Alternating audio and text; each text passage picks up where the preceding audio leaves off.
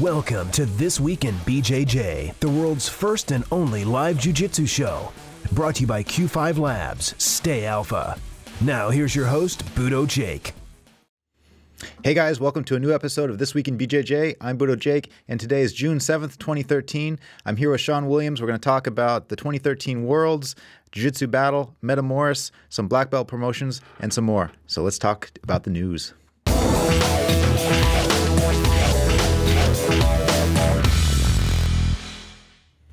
Shawn, welcome in.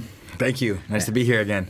And did you recover from last weekend? I did. I'm ready to go again. You were there all 4 days, coaching for the first two and doing commentary with us on the last two. That's literally I was there from beginning until close all 4 days. So how'd you feel on Sunday night?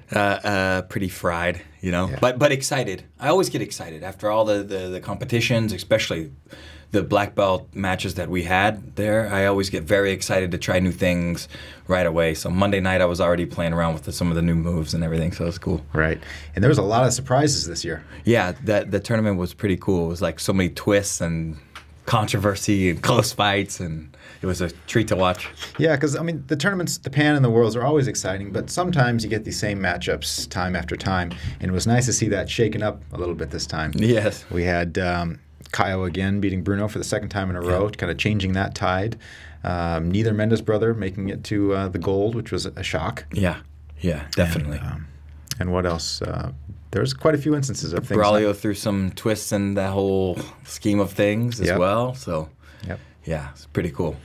Well, let's go through the matches. We'll start with the women. First one is Gazari Bandera versus Nyjah Easton.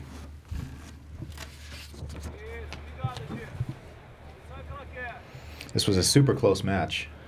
Yeah, Gazari did a great job of maintaining top position and good leg work, and she kept herself free from all of the sweeps that Nyjah was throwing at her.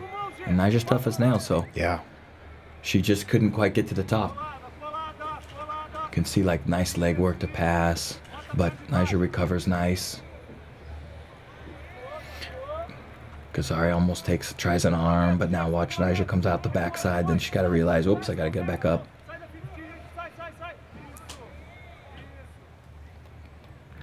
So that match ended with 2 advantages going in favor of Gazari. Next matchup was Marina Ribeiro versus Luisa Montero. This was another close match that went the distance. Yeah, both of these girls look real good on their way to the finals here as well. Luisa has a nice movement from the top. Marina's guard looked really good. Look at this almost pass right here. Boom. Almost, but Marina recovered really nicely. It looked like Luisa was going to win for most of the match. Yeah, she was doing a good job with her top pressure. It's right here. In the last 25 seconds, oh, here it comes.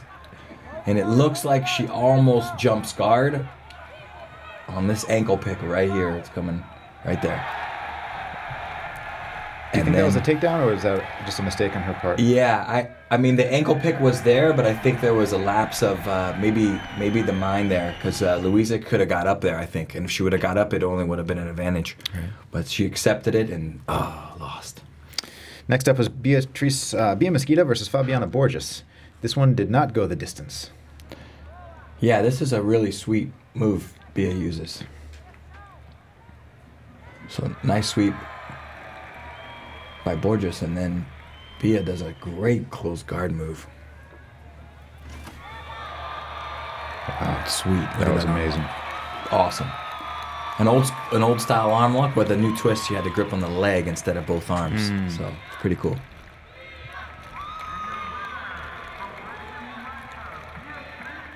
Next up is Luana Alzaguir versus Vanessa Oliveira. This match went the distance. Yeah, I think Vanessa, she gets closer and closer every year too. So really to game. Tough young lady from GF team. There's Luana sweeps back.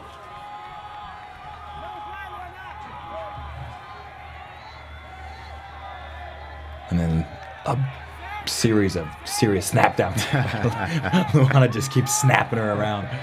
Oh. And she takes it. Luana ended up winning by 3 advantages.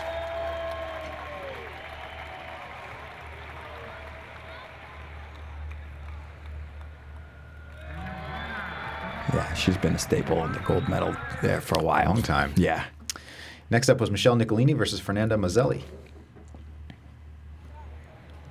This one has a nice finish. Yeah. Michelle, nasty guard, Nicolini, I guess. Like, her guard is just wicked. Look, Omoplata. Wow, we're out onto the toe hold.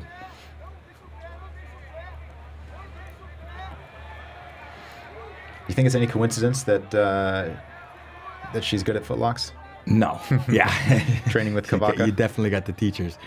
And she does a nice job to push away on the hip there to create a lot of leverage on the toe hold. You can see the grip there was all on the small toes. That's often a mistake. A lot of times those toe holds, they don't get finished. They're gripping too far around the foot. Grip on the toes. Okay. That's why they call it toe hold. Yeah, it is. Next up was Andressa Correa versus Gabby Garcia. This one was a closeout. Yeah. And the absolute division of the women's matches was Gabby Garcia versus Bia Mesquita.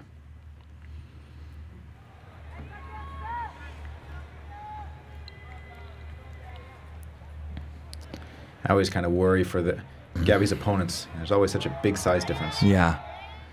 It is. These two are definitely mismatched on the size. So Bia tried to play, I think, a pretty conservative, safe game and look for mistakes, but Gabby got out in the lead pretty early. And, you know, I think it's very hard to recover from a lead from her. So she was up 2-0 real early from that early takedown and then got this guard pass to kind of seal it at 5-0. So Bia was never able to recover. Right. So congratulations to Gabby, the winningest female competitor ever. Wow.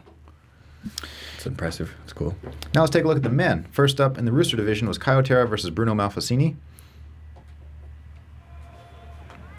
Caio is coming off a win at the Pan over Bruno. And he hadn't beaten Bruno at the Worlds since 2008. Yeah, I think he had a nice. He's riding that momentum real nice because the Pans was really good performance by Caio. Real cool fight here, but I think that just the technique of Caio, he's just so slick. He was able to just maintain that lead and take it. Yeah. So, Bruno trying to toe hold, but nothing doing.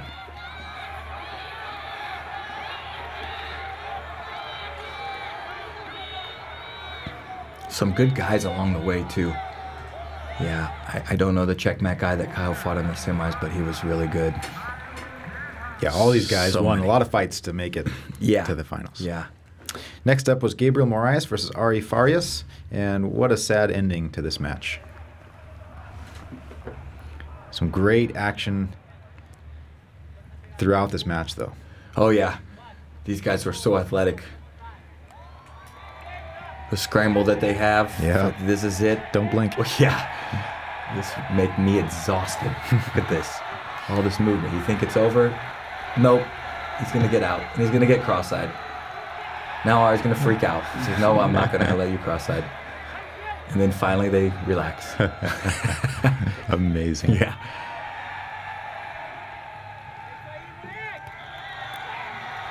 Just awesome. So the match is over. Ari is up by 1 advantage at this point. Then he does something unfortunate. Everybody gets caught up in the moment, right? But he walked outside of the mat area. Yeah. Which that gave him another penalty. Yep. Which affected the score such that Gabriel was now up. Yeah, that's harsh.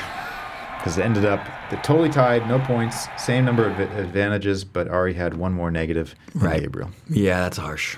Yeah, it really is. So a lot of people were thinking that Ari was DQ'd. He was not DQ'd. Right. He was just given another negative, but that negative affected the score such that he lost. Yeah, I think you're right. I think it's a valid point because of people. I think people did think he was DQ'd for it. Nope, it was just a penalty, but it happened to be so close to the match that it decided it. Right. Oh. It's so unfortunate that he had to be the guy that we all could learn from, but I think everybody that watched this match learned that lesson. Yeah, I mean, rules are rules. Yeah.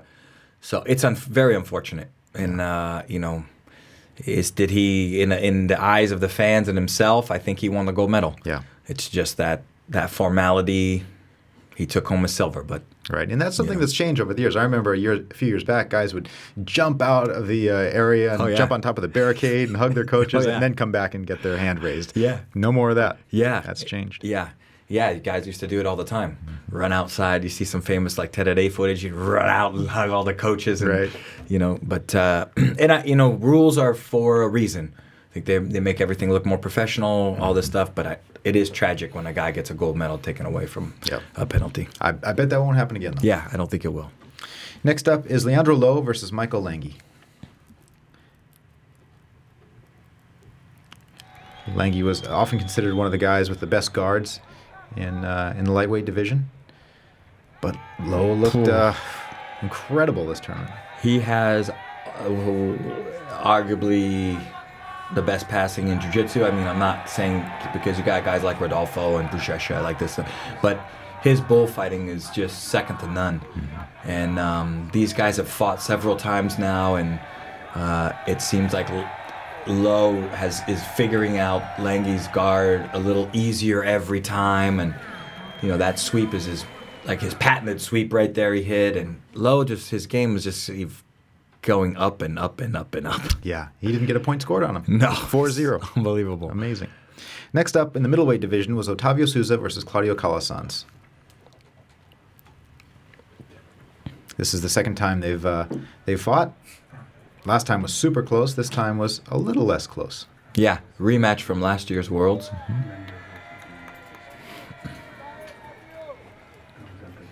Otavio's great at gripping and breaking grips. Yeah. So strong. Nice sweep to come on top there.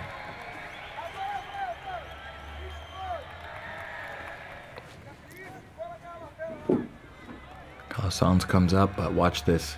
Here's Otavio's knee bar, arm bar. Man, and he caught some people early with that. Yes, he did. And here he goes to Omoplata, and Claudio smartly steps over. But Otavio just clears the feet out. And back to guard. Yeah. It was a nice counter by Calasanz on the Omoplata, but he just couldn't get that pass going.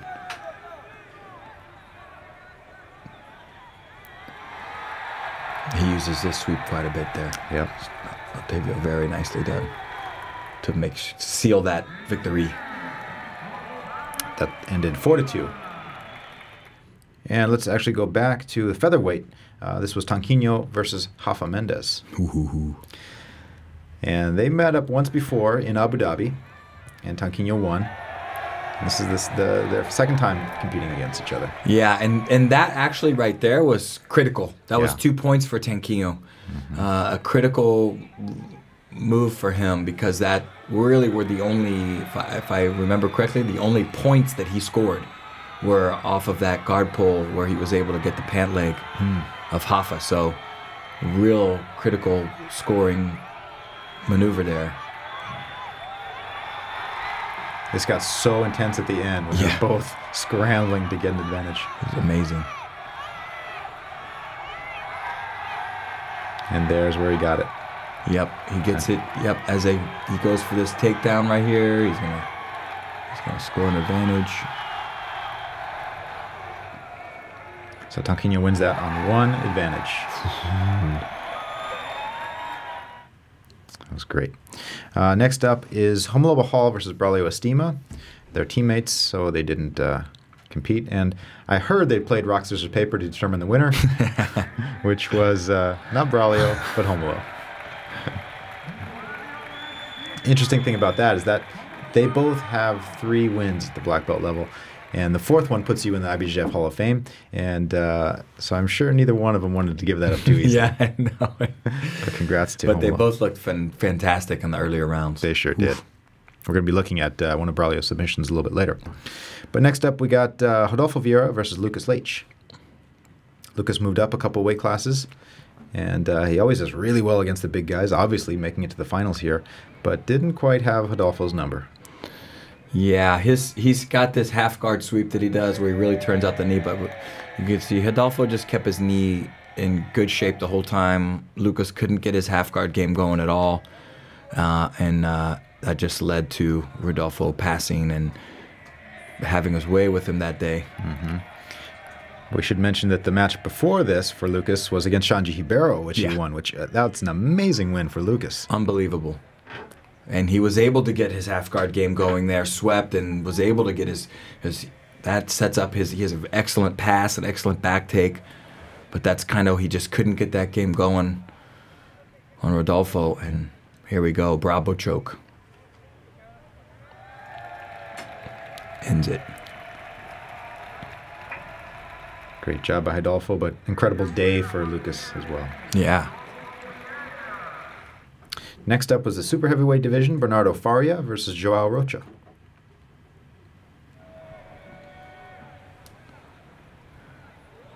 Shawn new onto the black belt scene this year. A lot of people were confusing him for Buchecha. Yeah. He does bear a resemblance. He looks very similar. And he won brown belt last year, and he's already in the finals of black belt this year, so that cost him there. That far grip right there, Faria's right hand, he needed to clear that early, didn't do it. But what a performance from this kid. Yeah. Look at that movement. That's incredible. Nearly had the back, but he's going to have the tides kind of shift here. So Faria gets his, reverses him, and then I think is going to take his back.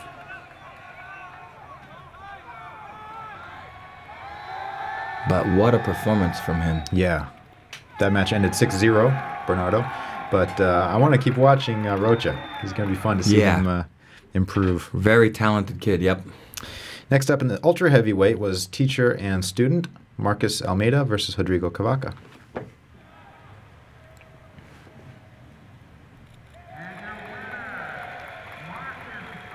So Buchecha takes that. And the last match to look at today in the men's black belt is the absolute division. Again, Buchecha versus Rodolfo Vieira. Ooh. These matches are always great. Oh, man. But it looked like Buchecha is just improving more and more each year, whereas Rodolfo's, he did an incredible job submitting everybody to get here, but made the job look a little bit easier than before. Yeah, I agree. Buchecha just looks like substantially better almost every tournament. Not like little bit better, but like just keeps getting better and better and better. And his scramble ability, his positions get safer and safer. It's just, he's so impressive. Mm-hmm. Definitely, I think the competitor of the tournament for this year. Yeah. And the amazing thing about Buchecha, everybody cheers for him. When he won, I looked up at the crowd and all the teams were cheering. He's so likable. He transcends the team loyalties, it seems like. Yeah, yeah. He's so fun to watch. Yep. He goes for it, Look at this risky move right here. He's doing this insane move right in the finals of the open weight. Right. And I saw him do this move earlier in the day. I had never seen this move before. And I've never seen him use it before. He used it earlier in the rounds. He actually did a back take almost perfectly, and he's using it on Rodolfo. So his ability to take huge risks. It seems almost like, hey, I'm just training. Right. Wham, step over. Yeah. It's like fearless to take risks, and that makes a fun guy to watch. Yep.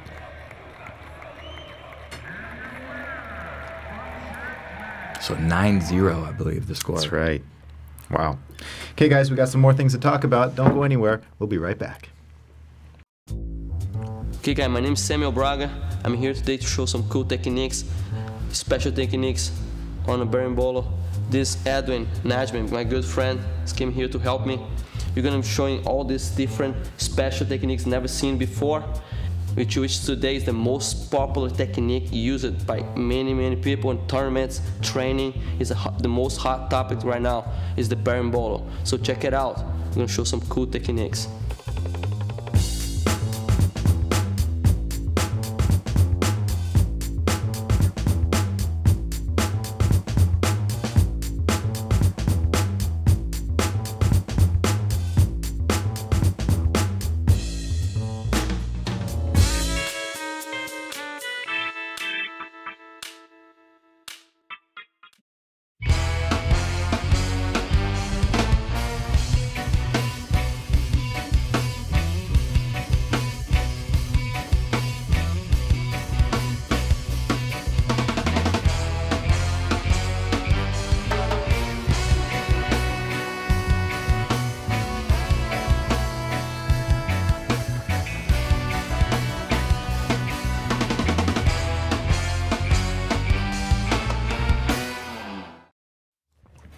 Hey guys, welcome back.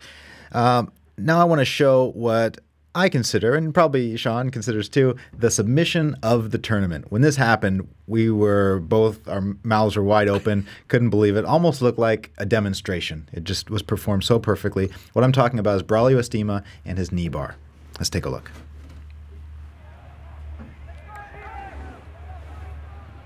This is worth some study.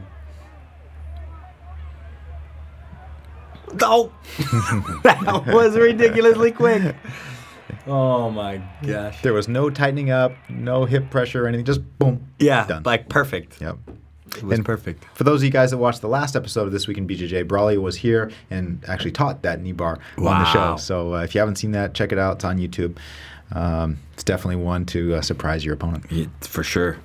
Now let's talk about some brown belts. There was a guy that came up from Brazil, first time ever competing in the U.S. A lot of people were excited about this matchup. They wanted to see it happen, and it happened, but not in the finals.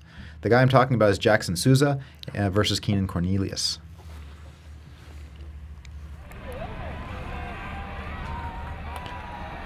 Jackson in the blue gi has been doing phenomenal in Brazil, and a lot of people thought he would beat Keenan at the Worlds, and it was a super close match.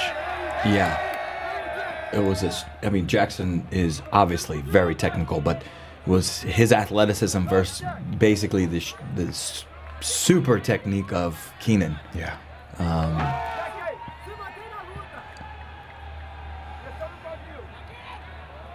Nice move. Jackson got in a bad position a couple times and just powered his way out of it. Yeah. Look at this. Boom, right back up. Right back reversal. That was a great reversal. Yeah.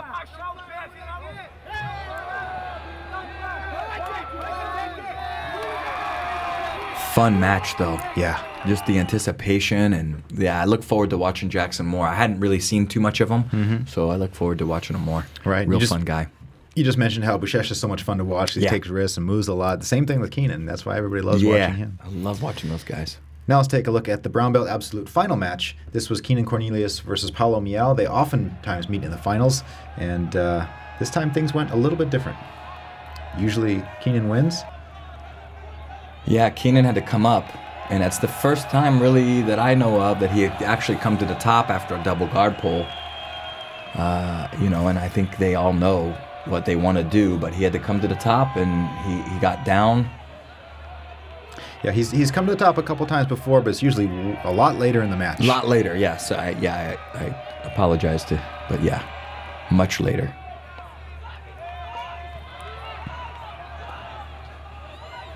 And leg spaghetti. And how cool is it for Miao to be at the light featherweight?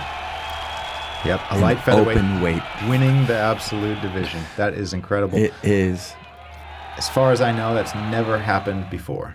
Not to my knowledge. And you know, for guys that are out there, that kid weighs about 140 pounds, 138 pounds. Yep. So.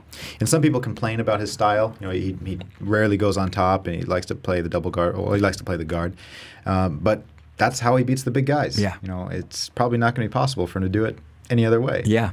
It's what they made guard for. Guard is for the smaller guy to take out the bigger guy. So. Right. So, wow. Congratulations, Paulo. They were amazing. Can't wait to see you guys in the future matches. Now let's talk about one last match from the Worlds. This one was similar to Ari Farias, another tragedy. This was a DQ. Abraham Messina versus Cavaca. Messina shoots in. Cavaca sets up a triangle. Messina stands up. Yep. And I don't think he was familiar with the rules because of what he does next. Yep. And Cavaca knows. And I don't think he realized until right now. Right. He still doesn't. Now the ref's explaining to him. The rule is, if you're locked up in a submission, you can't walk off the mat and get a reset. Yeah. I think he was thinking of a similar rule. If you're rolling out of a mat, like in a toe hold or something, then they'll reset and give the other guy 2 points. Yeah. Big difference between the two. You can't flee the mat to escape a submission on purpose. It has to be that your escape causes you to go out of a bound. So, Bummer for him, but he looked really good the whole tournament. He fought very, very well, so I'm sure we'll see him more often now, I hope, and you know, that's a tragic way to lose a match. Yeah, again, sorry it has to be him, but I think everybody is familiar with that rule now. Yeah. Okay, so that was the Worlds. Again, it was the largest Worlds ever. Over 2,600 competitors, more than last year. So it's great for the growth of jiu-jitsu. And speaking of jiu-jitsu tournaments, there's another one taking place tomorrow called Jiu Jitsu Battle. You familiar with this promotion? I've heard about it, and I've seen just little glimpses of pieces of it. So now I think, if I'm not mistaken, they're having brown belts. Is that correct? Tomorrow is the third event that they've had, and it's going to be purple belts and brown belts. The three divisions is light purple belts, heavy purple belts, and light brown belts. They're nice. each separate little divisions. And some of the brown belts that are competing are both Meow brothers, Jordan Schultz, Darson Hemming, and a bunch of other guys. So that's going to be tomorrow in Los Angeles at a place called the Graffiti Art House. Have you seen pictures of this place? I haven't seen it yet. It's an amazing venue. It has nice street graffiti all over on the inside. That's cool. Totally not a typical tournament venue. But if you can go watch it live, I think there's some people that will do that. And then we're going to have the whole event available on Monday as a pay-per-view. Yeah, should be good. We had Darson and Gary Tunen, who's in there as well, training up there this whole week with us. So should be good. Yep. It's nice to see some promotions doing a little more support for the lower belts like that. Yeah, it's cool. And that's tomorrow. And then on Sunday, there's another big event called Metamoris. This is their second event. And are you going to go live, Shawn? Actually, I have a student fighting MMA, so he's doing some amateur MMA, so I'll be cornering him. So I'll have to catch it online maybe. Yep. I'll be sitting in the warm-up room with my computer probably. Well, let's talk about some of the matches that are going to take place. The first match of the night, this one has bounced all over the place. It was going to be Ryan Hall versus Bill Cooper, and then it changed a few different times. Now it's Victor Estima versus JT Torres. Wow. That's going to be a good one. That's going to be good. Yeah. You talk about guys really that take risks and move a lot. Those guys move a lot. Yeah. Love watching both of those guys. So that's going to be cool. That's hard for me to call a winner on that one. I couldn't either because I think either one could win that. Yeah. For sure. And next up is Michelle Nicolini versus Mackenzie Dern. Mackenzie's brand new to a black belt. This is her first time competing at the Worlds. I think she's going to have trouble with the more experienced Nicolini. Yeah, Nicolini, I think, has I really think she has probably the nastiest guard in the women's division. It's always for submissions anyway. Right. So, but Mackenzie's tough. She's beaten some real tough people, so I'm sure she'll go for broke. But I would say I give the slight edge to Nicolini. Yep. Next up is going to be a match that a lot of people are kind of upset about. They didn't feel like he deserved the match. That's Brandon Schaub versus Cyborg. But Brandon's a big guy. Yeah. Obviously, he's been training for a long time. He's a brown belt. But Cyborg has been in the game for a long time. Yeah, and moves like a little. It's fun to watch. So even, you know what intrigues me about a match like this? If it is lopsided, we're going to see Cyborg go bananas. It's going to be fun to watch anyway. That's right. So if it's even, hey, it'll be cool. Yep. Next up is going to be Andre Galvao versus Rafael Lovato Jr. They met up a few years ago now, and Galvao submitted Lovato. But, man, Lovato has improved a lot over recent years. I agree. He's looking best he's ever looked. I think this Worlds he had some trouble, but other than that, oh, my gosh, guy's looking insane. Yeah. And so that one, Galvao's need to be on point right now. Yeah. And the title match is going to be Shinya Aoki versus Kron Gracie. That's the one I'm the most excited about. Those guys both have exciting styles, and they both hunt for submissions. Yeah. Aoki's great from standing and on the ground. Who are you taking that one, Shawn? I think I'm going to take Kron, but I'm going to say that Shinya is going to have him in some trouble at some point. And it's going to be some scrambly submission, or he's so dangerous with submission, Shinya.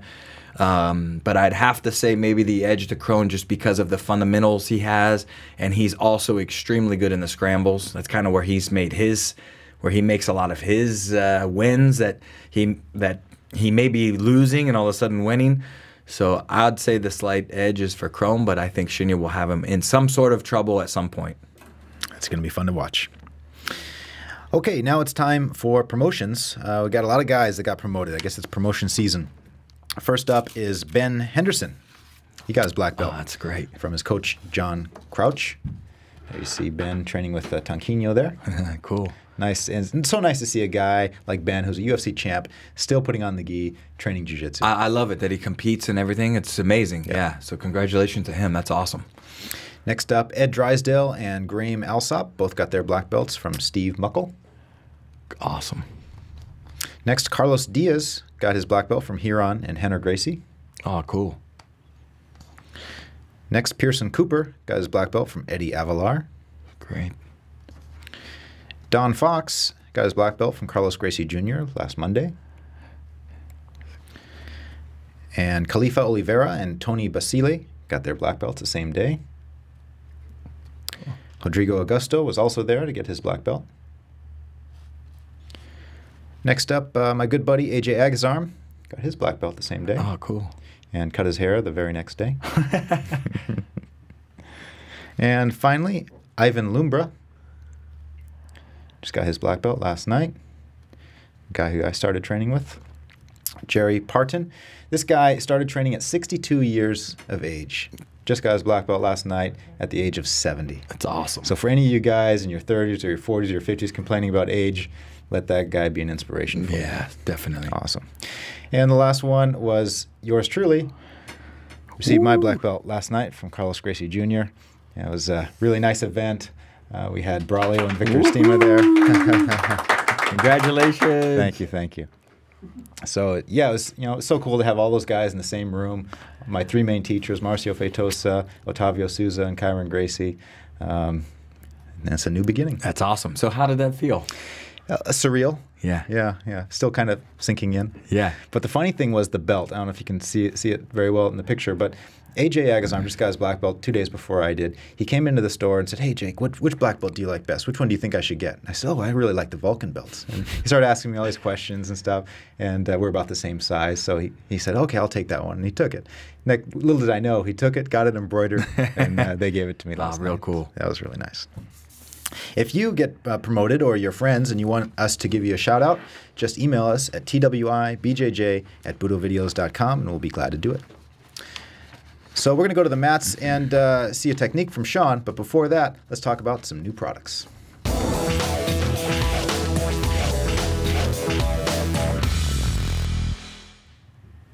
Shawn, did you see any of Magid Hage's matches this weekend? I didn't. I mean, I saw him down on the mat, but I didn't get to see too many of what he was doing. So he's a kid that I have been training with since he was about 12 years old in the kids program. His dad's a black belt as well.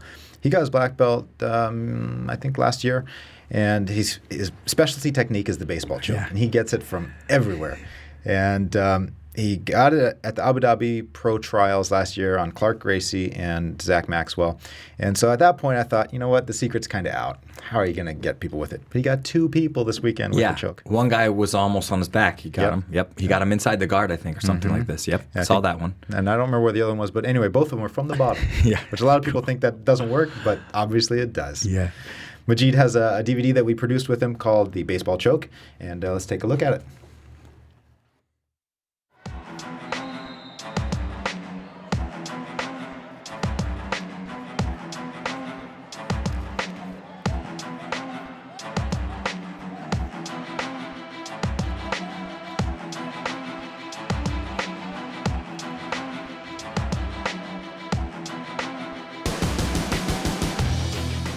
My name is Magid Hage IV. This is my dad, Magid Hage III. I've been doing the baseball choke for about 10 years now, and all the adults would always smash me in my guard. So this judo guy showed me this choke where I set up my grips, and every time they passed, they would get choked out. It works phenomenal if you have difficulty with the guard. Every tournament I do, I get the choke at least one time.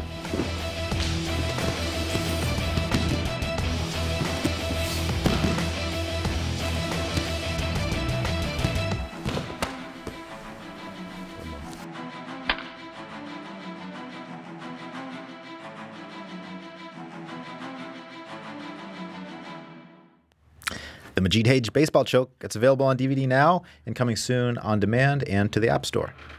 Next is a gi called the Gigante from Control Industries.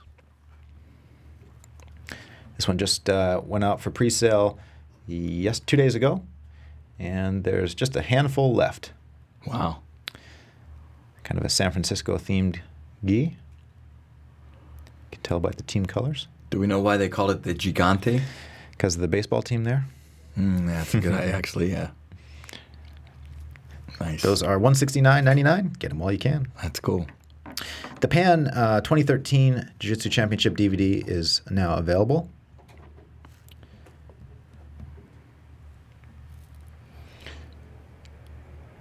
A nice war with Hoffa and Cabrinha. Oh, yeah. Some great fights on that. I can't wait to watch them all again. Guillermo Mendez. Yeah. The most photogenic jiu-jitsu guy, Clark Gracie. Yeah. This was a war. It was. Buchecha and Andre Galvao. Yeah, really nice fight.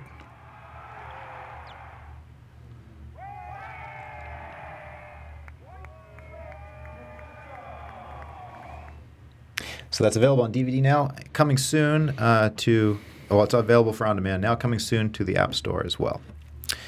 Next up is Kurt Osiander and Shawn Roberts. This came in just before we started filming today. This was a seminar that they did at our academy. Shawn, do you know Kurt? Of course, yeah. He's such a character. Oh, yeah, he's a great guy. Really great teacher. Teaches in a very fun way. Yeah. This one, Shawn taught triangles, and Kurt taught omoplatas. Sweet. Really cool stuff. That's available on DVD now, coming soon on demand and to the App Store. Last DVD to talk about is Keenan Cornelius's. This is available for pre-sale now, and it'll be shipping the next week or two. This is a 5 DVD set. And he covers all kinds of cool stuff. Wow. Lots of really good grip breaking, which obviously he's very good at, and a lot of really tricky Ezekiel chokes, which we saw him get a lot this weekend. I saw a new one myself there, yeah. Yeah. So don't be fooled by the brown belt. There's a lot you can learn by watching that guy. Awesome. And lastly, Team Checkmat. We made a shirt for the team, and we have a handful left. These are going to go up for sale, I believe, today. So if you're part of Team Checkmat, show your support. Yeah, that's cool. That actually they could have been. They weren't the champions of the world, but like I think that they brought a team that needs to be watched out for. Absolutely. They had guys there that were so impressive that they just didn't quite squeak out of the lower rounds. But man, I'm telling you, I think in the next year or two, that team is going to be some force. Yeah. So they're still a really young team. Yeah. Yeah. Some cool, great talent there. And just judging from the applause, you would think that they're the biggest team around because they had a great cheering section. Yeah, they did. They really did. Great team. Well, Shawn, that's about it for this show. About ready to go to the mats and show us. What are you going to show us today? Can't wait. We're going to look at the move that Buchecha used against Rodolfo in the finals, the move that he had used before. So we're going to take a look at that, and then we'll take a look at something that I just made up on the fly that's based off that, and hopefully if it works for everybody out there, you know. All right, guys. We'll be right back on the mats with Shawn Williams.